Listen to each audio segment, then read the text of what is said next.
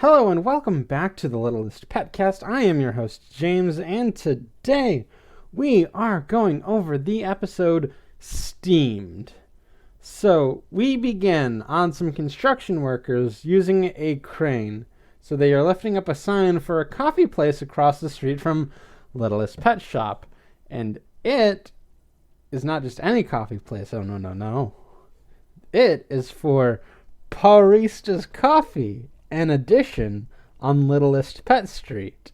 Russell says that someone should check on to see if it's up to snuff, and Blythe says that, yeah, he should do it. Russell says that he didn't mean to take the job, but he does have a 50-point checklist, with one of those points being convince Blythe to let me check on the place. So Mrs. Twombly walks out of LPS, and Blythe congratulates her on this coffee shop, and her being one step closer to Littlest Pet Street. So they look at the sign being put up and appreciate it, and Mrs. T says that this is the best sign a medium amount of money can buy. She asks the workers to flip the switch. It does, and the sign turns on. I just love that line about this is the best sign a medium amount of money can buy, because this is it's just Mrs. Twombly is so direct, and I love it. I love it. So Blythe says that that's one thing down, looks in and sees that there's a lot more to go. So she asks when the opening is, and Mrs. Twombly says it's tomorrow. Blythe stops and asks her about this, and Mrs. Twombly says, "Did I say tomorrow? But that's tomorrow!" And she brings out a calendar to look at. Oh, this episode is so quotable. I love it. There's a lot of good stuff in there. We get two choice lines from Mrs. Twombly right off the bat.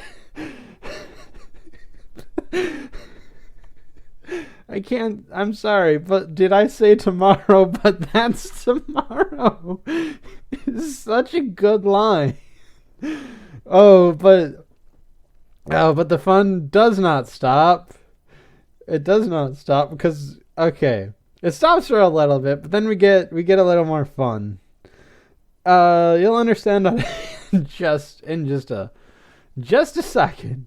So at the Biskit Manor, a bird flies to the windowsill, and it has never occurred to me that I've ever had to spell or have seen the word windowsill before.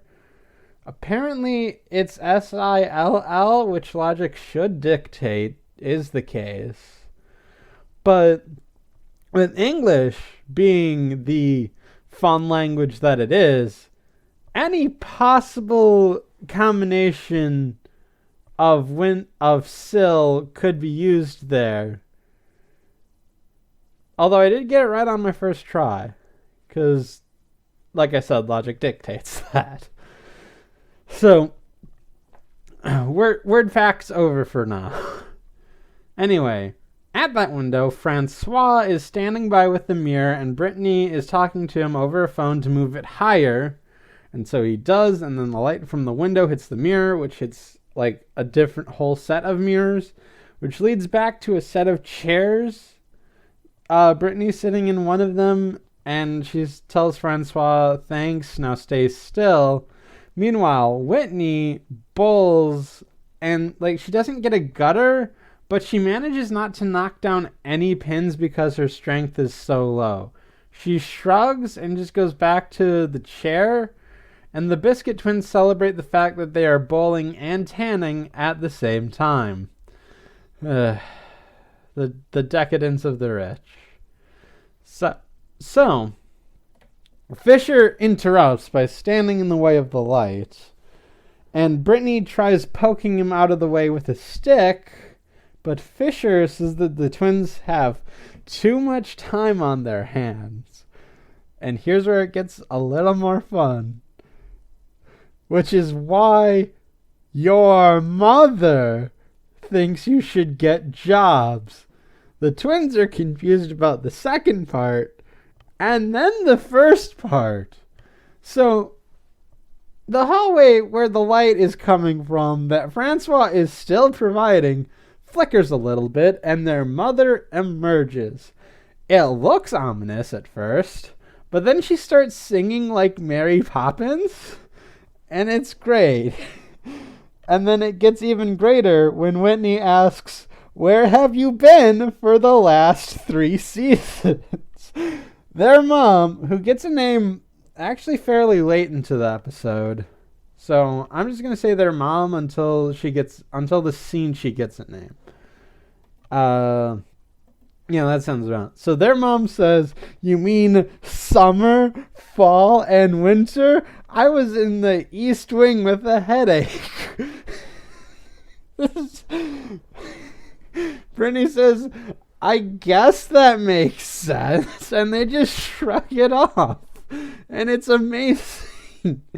Oh, this lampshade isn't so much hung as it is drawn and quartered. So, okay. Also, now, are they implying that less than a year has taken place since the show began? But that literally makes no sense, like, at all. There's a lot of instances where we see, like, the passage of time as a thing. Like it is said at least 6 months had passed between the beginning and what's in the batter. And then there's, Blythe being gone for part of the summer, an undefined part of the summer, mind you, at fun. And then, like, the pet expo takes time. And there's all sorts of things that, like, take a significant amount of time that, like, this doesn't.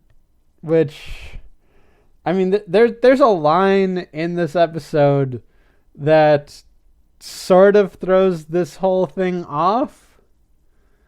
But, like, in a different way. Like, this whole thing is, like, it's just, like, the whole thing is that it's a meta joke on, like, hey, we're introducing this new character.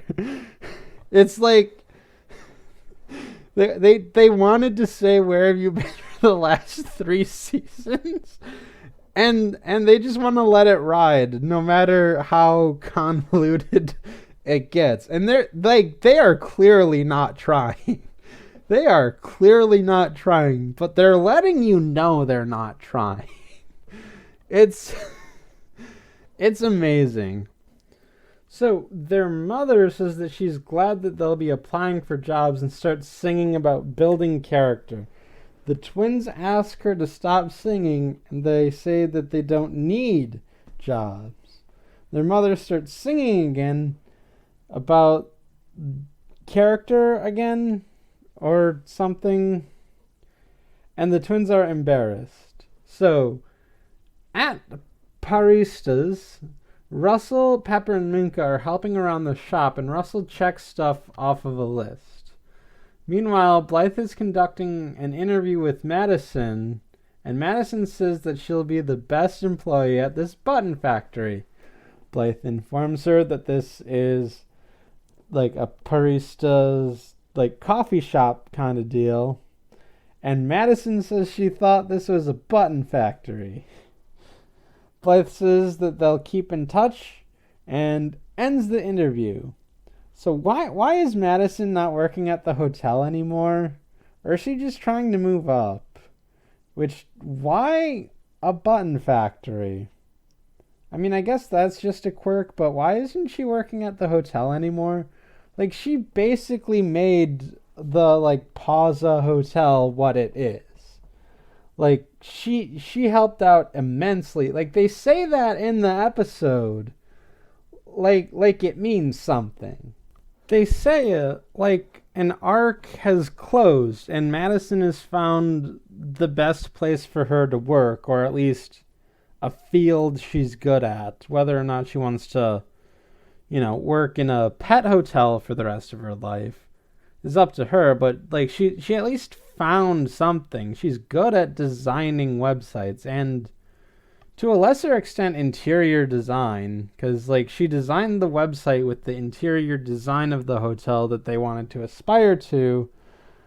But I mean, there's also exterior design. It like that, but like design of like hotel design is an intricate process. Like, sure, there are some like standards, but like I'm assuming you could just like, you know, take those ideas and like move them to something like apartments or even homes. Like Madison found what she's good at. Even like her quirky self, like, is good at something. And now, like, okay, she might still be working at the hotel and just taking this as a side business. I don't know. It's weird. Because, like, I don't know. Like, season 4 has a lot of, like, you know, stuff going into it where it seems like it's heading somewhere. And, like, this episode, like it's like a step in the right direction for a lot of things. But then there's just Madison, who's just here because, like Madison is a joke. But it seemed Madison, like, found something, and then it just, I don't know. This part just doesn't make sense to me. But I like everything about this episode aside from that is great, and I like it. There's just that little issue. So the pets ask about this, and Blythe complains about the lack of qualified candidates. And like, in terms of being qualified, Madison has worked 3 jobs that we know of. Like, she is a bit spacey, but she's worked at Littlest Pet Shop. She's worked maybe at Largest Ever Pet Shop and the hotel. That's very qualified in terms of, like, you know, general customer service and, you know, other talents. Like, wait, yeah, no, hold on. Back up. Like, part of the thing is that there's nothing built in the coffee shop. Why not hire Madison to design that? And, you know, you furnished a hotel in like 3 days. Like a coffee shop, a 1-story coffee shop. Like, you could do that in a day based on your ideas and Madison. I don't know what's going on. Like, she's not, Madison's like, is missing a few eggs from the dozen, but she's good at something. And she's like really qualified at something. It's I don't get it. Then again, I might be somewhat hypocritical on this, because like back in Snipmates, like I mentioned like them not bringing Emma, but like Madison is also a friend of Blythe's, and I didn't mention her. I thought I was forgetting something. But, like, Madison and Blythe, like, it's not as deep as, like, her other friendships. Still, this show is, like, peculiar. And that's why I'm doing this podcast. And you know that if you've been listening all this time. But, I don't know, something about this just, like, makes the whole Jenga building fall. For me, it just like I like this episode. But that does not remove the weirdness factor from anything. Like or dislike something, it's still weird. You can like something that's weird, and you can dislike something that's weird, but it's still weird one way or the other.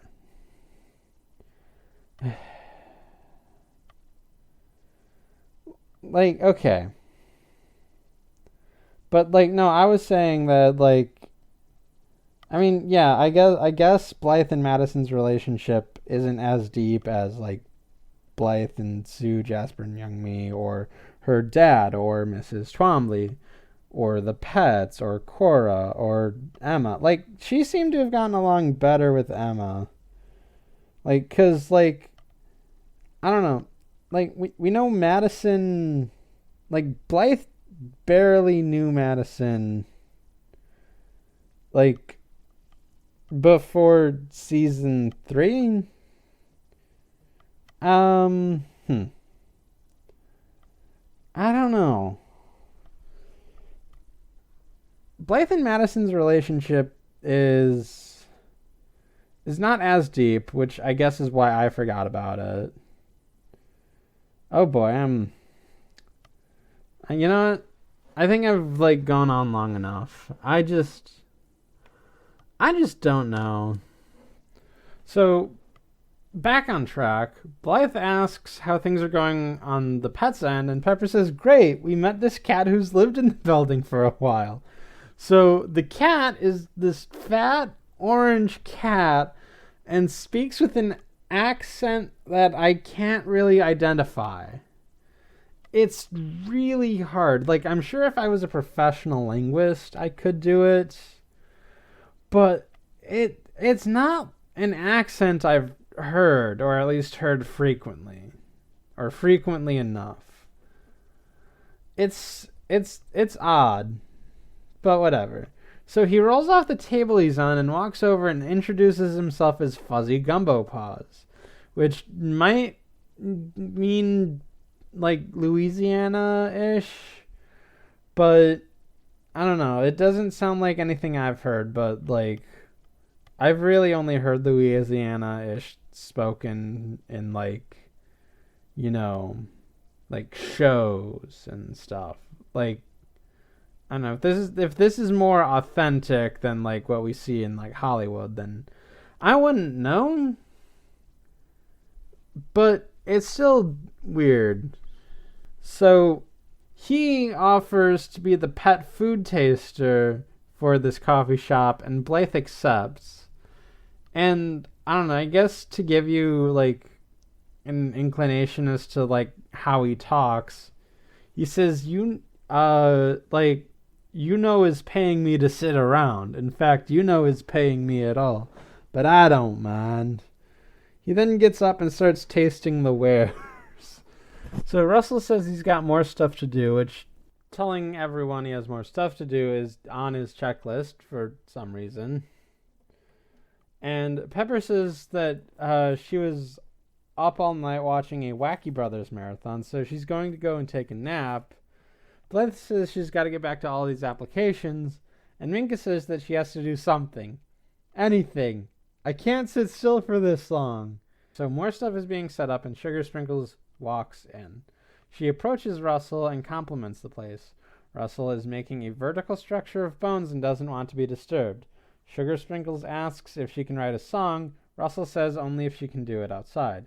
Sugar Sprinkles thanks him and leaves. Once Russell's bone structure is complete, Fuzzy smells it, likes it, and goes for a taste. Russell objects to this, but is too late and it falls over.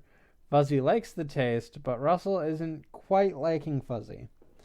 So now we're outside, and Sugar Sprinkles sings a song about Pawrista's coffee with her usual enthusiasm, and it's honestly a really charming song. It's like, there's more setup being done over the course of the song, and it's really just like a charming little, like, you know, ukulele-ish song. And it's just fun and charming. And as the song ends, Mrs. Twombly, like, is outside or comes outside and is worried about the opening. She then smells something. coffee. She wonders where it's coming from, and she finds it coming from the sign. A guy with a dog comes by and smells the sign and says he's going to come and visit this place once it opens with his dog. Mrs. Twombly is amazed by the power of the sign and says, maybe this is a feature they forgot to tell me about. Oh well, this is great. I love this. We Stan Smart Airheads here. So maybe I should make that a new hashtag. Because, like, I had hashtag Roger for Dream Daddy 2 going for a while, but, like, I don't know. It didn't come up that often, and I forgot when it was applicable. But whatever. Maybe turning We Stan Smart Airheads into something I could do. So, meanwhile, Blythe is looking through applications and finds that no one is qualified. So the door opens and Blythe is surprised because it's the Biskit twins. They say, yeah, it's us. Your sign smells great, B2 Dubs. Blythe says that they don't open until tomorrow. The twins know that and say they're looking for jobs, saying, you're the only people hiring in this town. I doubt that in a city of 2 million, but I also would not put it past the Biskits to be this lazy. So Blythe is taken aback, but conducts the interview anyway. So she asks for their resume, and they don't know what she's talking about. Blythe clarifies it as a list of jobs previously held. The Biskits say, oh, you mean a resume. Blythe just goes with it and just, like, says resume to make things easier. So the twins say they don't have one, and Blythe sees that as a problem. Whitney takes a paper and writes something, and she then says, I wrote "you're lame" on a piece of paper. How's that for a resume? Blythe asks why they want this job. The twins say they don't, and that their mother told them to get one. Blythe is just as confused about this, and then the twins explain, she's been living in our house all this time. It makes sense if you don't think about it too much, which I love that gusto. I love that they're taking that, like it's refuge in audacity is what it is. It's like, yeah, I'm in my underwear. What are you gonna do about it? Like, you just, like, you walk into work just wearing underwear instead of pants, and you say that, and it's like, what are you gonna do about it? I don't have any shame. I don't have enough shame to do something about this. Like, it's that. It's like that. It's like taking a bold but confusing or otherwise detrimental step in order to do something. It's like, do you know what you're doing? No, but I'll do it anyway. It's that. I love it. I love that this writer did that. So then Blythe summarizes and says, you have no skills, no experience, and no abilities. Brittany says, you say that like it's a bad thing. The twins then leave and go home to make coffee in their own machine, like in a Espressonator 9000 or something of the like. Some weird complicated name. So Fuzzy looks around at the reconstructed tower and wonders if he's tasted them. Russell urgently says yes, now please move on. Fuzzy is like, you're right, and walks off, but he comes back, picks a different bone, but I haven't tried this one, and, takes it. It doesn't fall over, and Russell is relieved, but he leans on it, causing it to crash down, and him doing like an I Love Lucy, Lucille Ball wail. Like a wah, but, in Russell's voice instead of whatever the heck that was. So Blythe walks out and tells Mrs. Twombly that she's having trouble finding a Pawrista. I guess that's also refuge and audacity, where like the title is also the name, and we're just sticking with the name as a thing of branding, even though it is slightly embarrassing. So Mrs. Twombly feels sorry for her, but tells Blythe that the sign emits a smell that smells like coffee. Blythe points out that it doesn't, and Mrs. Twombly gets frustrated. Mrs. Twombly walks off, and Blythe wonders what's up with Russell. Russell says that he can investigate it. Blythe tells him that it's dangerous up in the sign, but Russell counters with, not as dangerous as being around fuzzy Gumbo paws. I've had to hide the stack of bones back with the coffee. Russell finagles his way in and sees Pepper napping. He calls out to her and then falls in, spinning around the cup like it's like it's one of those things where you put in coins in and it goes down. I hope you know what I'm talking about. And like that wakes Pepper up, and Pepper tries to explain, and she says, I wasn't napping, I was cleaning the inside of the cup in my dreams. Does that count? Russell then says, no time for excuses, and explains the situation. Pepper says that she's been up there all day and didn't notice anything. Russell can't find the source of the, smell, and thinks it might be something else. Pepper wonders what it could be. Like, what kind of animal can do that?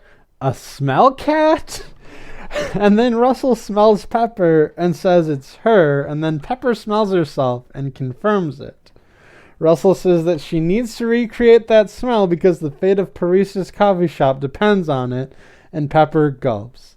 Blythe and Mrs. Twombly are going over applications, and Blythe says that there are no good candidates. Mrs. Twombly picked out the one that Whitney wrote on and says, I like this one. You're alame. Sounds French. Blythe says, it says you're lame. And Mrs. Twombly says, that sounds more Russian than French. Blythe says that it's just a mean prank pulled by the Biskits. Mrs. Twombly asks about them, and Blythe says they're the worst. But they know how to operate the Espressonator 9000, so I think I got it right. I'm pretty sure I got it right. I did have it in my notes, and I just forgot. Mrs. Twombly says that just might be enough for her. So at the Biskit Manor, the mother Biskit, Eliza, we get her name in this scene, and her name is Eliza Biskit, says that Fisher would look good with a blue tie, and Fisher says he always wears fuchsia. Eliza then sings about blue and how it brings out his eyes, and Fisher asks her to stop and says he'll wear it, and it's great. So the twins say they got the job, and that they said that the people hiring said that they were awesome and they love it. And Eliza says that was great. Now don't take the job. The twins are confused by this because they said they were awesome. We're awesome, right? Eliza says that the test was about applying, but you're biscuits. You don't work. She starts singing about this, but the twins stop and say that they won't, even though they said that we were awesome. So even though she has this Mary Poppins vibe going, she's just as bad as the rest of them. She's essentially neoliberal Mary Poppins. She is. Oh boy, that is a horrible thing to do. Like right off the bat, that's horrible.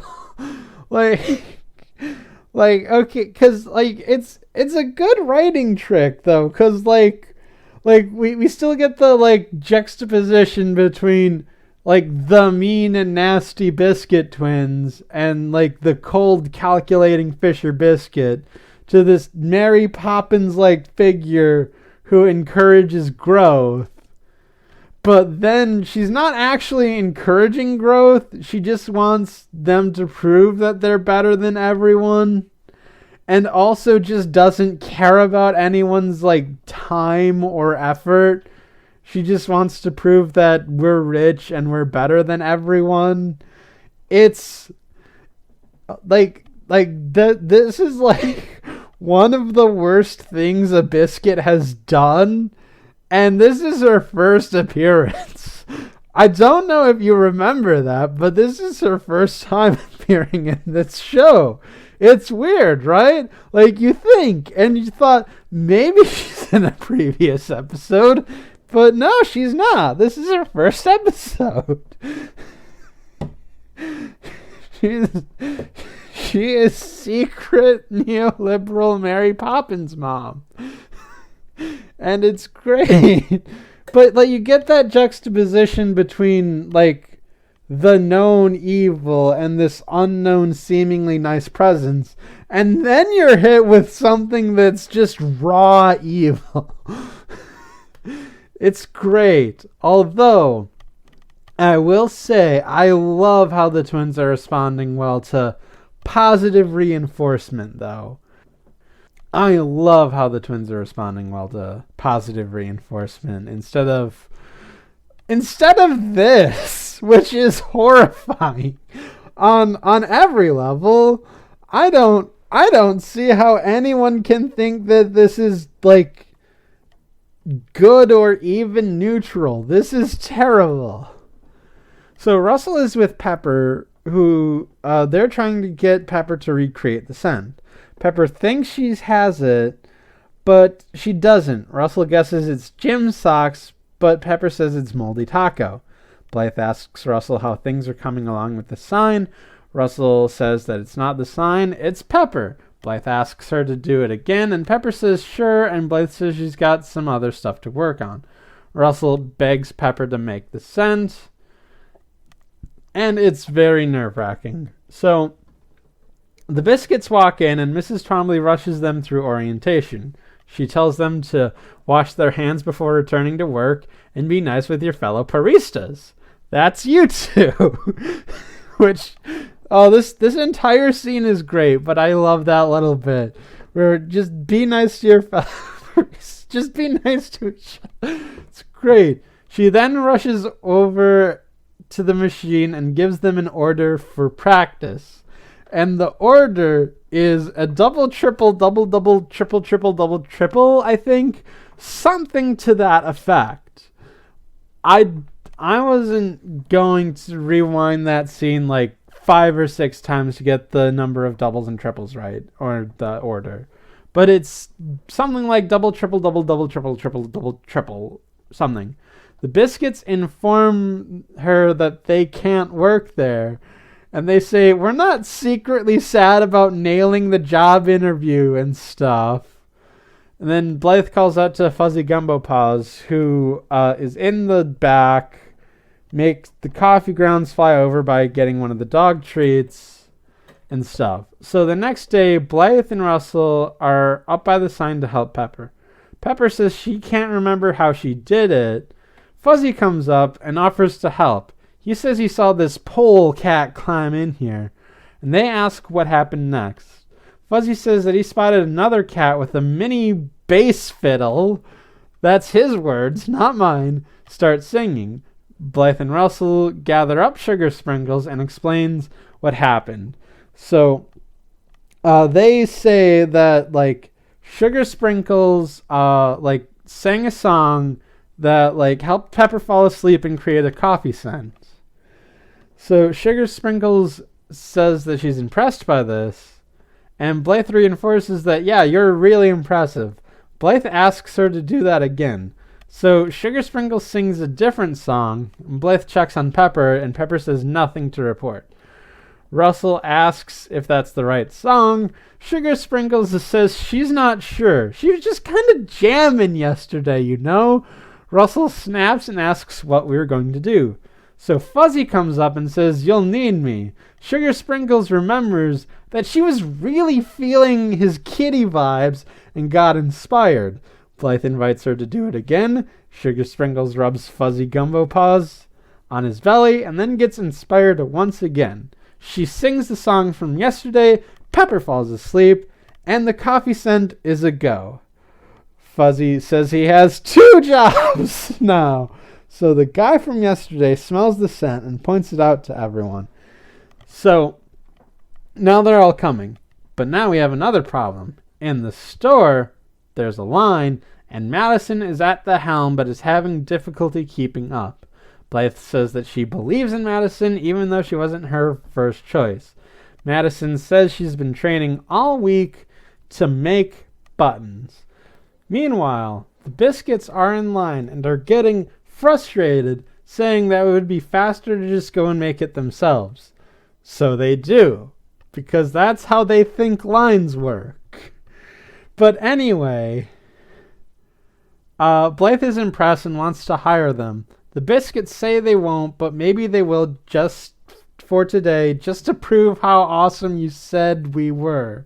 So they begin taking orders. So outside, in their limo, the Biskit parents are wondering what is happening to their daughters. Eliza starts singing about how much she loves their brew, and Fisher stops her, but agrees and calls her his love. They go so well together. It's a seemingly odd couple, but you can tell they both love each other and hate poor people. It's amazing. So this scene is great, and it's another step in the right direction for the Biskit redemption arc.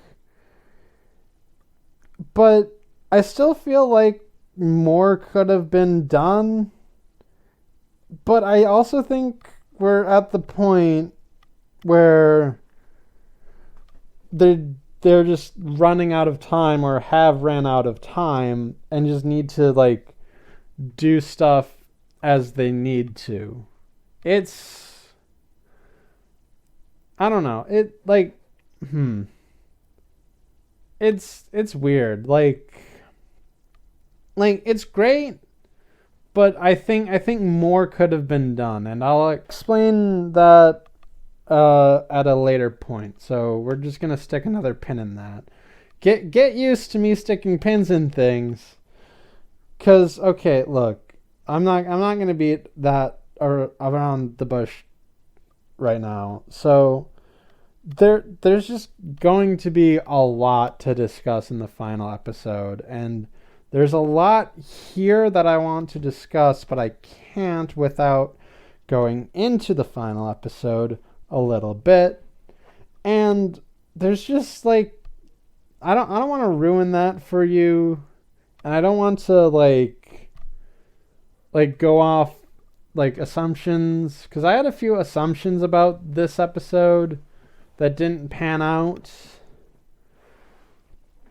but that's just because like it's from what I remembered, not from what the show is. So that's why I watch it and take notes and stuff.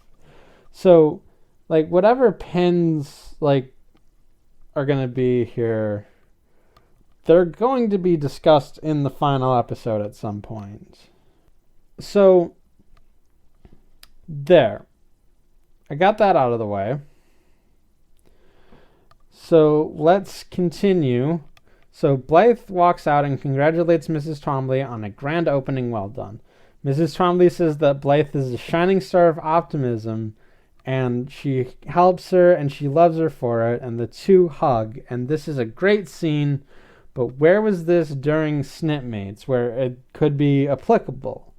You know, where like Blythe has a design in an exclusive clothing shop, and Blythe only thinks to bring her usual pet friends and sugar sprinkles. It's, I don't know, like I said, this show got like cut off like in the process of building up this like big old thing. And it's just, it results in some oddities, such as this, and, you know, the thing I want to discuss at a later time. Mrs. Twombly walks back inside. Russell asks Blythe how long Pepper has to sleep in there. Blythe says it'll be a few hours, And once word of mouth hits, she won't need to be up there because, people will say it's just good and they don't need a smell to generate customers. But until then, we pan back to Sugar Sprinkles and Fuzzy Gumbo Paws jamming out. Fuzzy is dancing and he falls over, loses his hat, but someone puts money into it. So does this mystery person understand Sugar Sprinkles is singing, or are they just impressed with a dancing cat and a cat that can play the ukulele? Also, why aren't more people impressed that a cat can play the ukulele? Or maybe this is someone who understands Sugar Sprinkles. Maybe we found a mysterious second person that can understand animals. And we don't see them very well, but we do see them just hand some money over to Fuzzy Gumbo Paws, who finally gets paid. And there it is. So overall, I like this episode. It just has some, it has some pitfalls, but it avoids a very big pitfall that, I thought it was going to go into when rewatching it, which was, that, Russell would yell at Fuzzy Gumbo Paws to the point where he would just leave and they have to come back and get him, and, Russell has to do a big extended apology. But no, they just, Russell is frustrated with Fuzzy Gumbo Paws and his constant, disruption of things. But he doesn't take his anger out to the extent that he would have used to. I guess that's what being in a Groundhog Day time loop does to you. It gets rid of your mean nastiness. And, at the end of that episode, Russell says he'll try harder to be understanding. And, even though Russell is frustrated, he's not completely irate about it. And, it has some good twists. It's very funny, very clever, and it has, great moments about positive reinforcement and how you should encourage, people to do things, not, disencourage them to not do things. It's weird, because we see the Biskits are getting better, and we see that through positive reinforcement they're nicer people than they usually are. And Mrs. Twombly has that thing at the end where she thanks Blythe for all that she's done for her, and Russell doesn't yell to the point of driving Fuzzy Gumbo Paws away. And even though he's high strung about everything, he still figures everything out in a calm way. There's a lot of good stuff about positive reinforcement in this. And yeah, overall, it's an enjoyable episode. I think if you were to watch it, you'd say, yeah, that's a good time. It's not great, but it's still good. It's still fun. I could watch this babysitting some kids or something, something like that. So that will be it for this episode of the Littlest PetCast. Be sure to leave your comments and reviews on Shout Engine, on Apple Podcasts, on the Google Play Store, and wherever else RSS feeds go. When they had a headache since summer and are now just coming out of the East Wing. And be sure to tune in next time for the episode 2 Peas in a Podcast. I will see you then.